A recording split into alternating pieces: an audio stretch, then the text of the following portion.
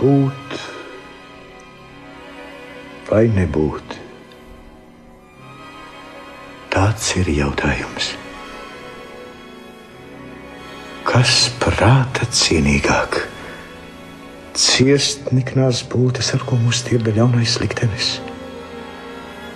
Vai celties pretī moku bezmērībai un izbeigt tās ar varu?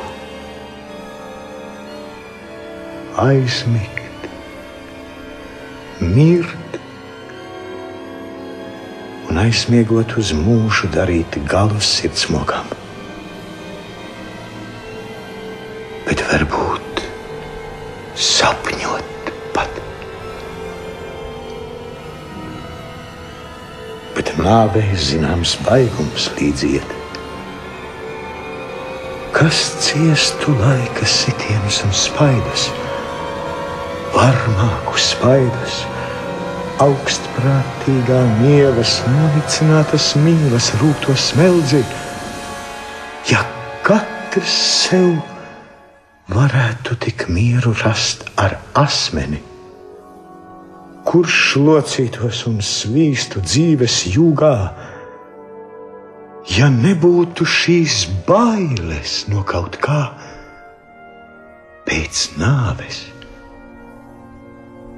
Tās vēl neatrastās zemes, no kuras atgriezies, vēl nav neviens. Tas mūsu vājai gribai samulst liek. Mēs labāk paciešam it visas likstas un negribam uz nezināmo steigt. Vispēcīgākiem dižiem nodomiem irst pamats un netop tie nekad par darbiem.